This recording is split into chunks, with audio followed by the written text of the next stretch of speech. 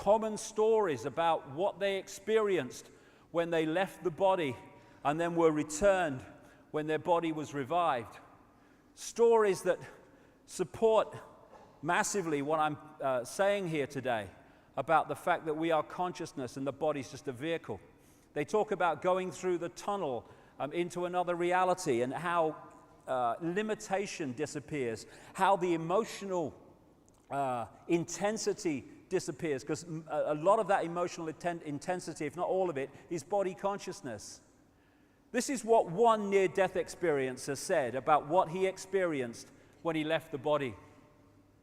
Everything from the beginning, my birth, my ancestors, my children, my wife, everything comes together simultaneously. I saw everything about me and about everyone who was around me. I saw everything they were thinking now, what they thought then, what was happening before, what was happening now. There is no time, there is no sequence of events, no such thing as limitation, of distance, of period, of time, of place. I could be anywhere I wanted to be simultaneously. That is who we are, and we need to remember it so we can sort this place out.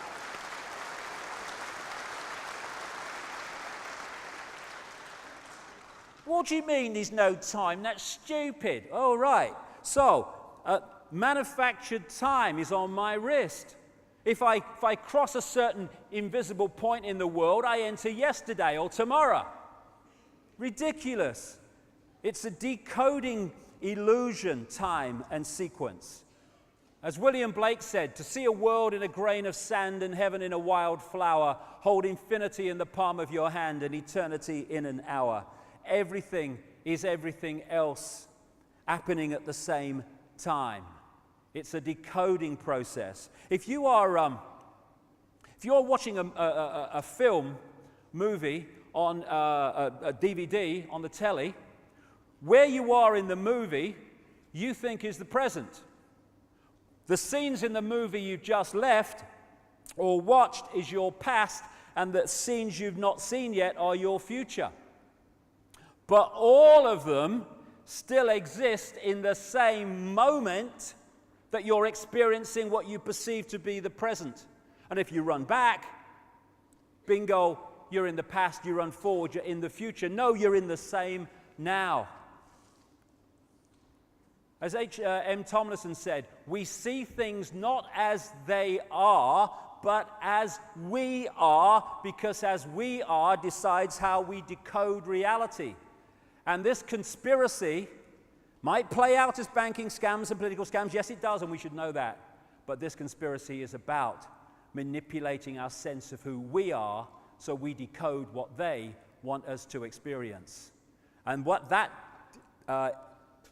perception is one of division, apartness, because that creates the fault lines through which they can divide and rule us when we are oneness, all connected at different points of perception and observation within that whole, therefore expressing glorious diversity, but still connected. And that's the point, you know.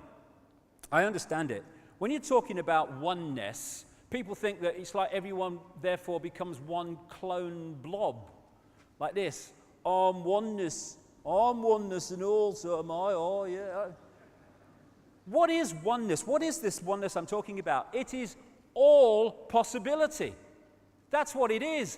It is everything that has, is, or ever will be there to be experienced. So there is no contradiction between being in a point of awareness of the connectedness of everything and at the same time celebrating and expressing your glorious diversity and uniqueness of perception. Indeed, the uniqueness of our expressing of our lives is honoring, if you like, the oneness that is all, because it's all possibility. What you get, ironically, when you disconnect from that into that, is you get a situation where you do get people who are, you know, I'm not oneness, neither am I, I'm not oneness. You do get uniformity, because people start operating on the same tiny range of frequencies, and therefore they start acting and seeing the world the same. Everyone thinks the same. Everyone's tuning to the same bloody station. That's why we think when we experience the world, and understandably it seems like that, and the way we decode it, that the world is out there, that the summit's out there.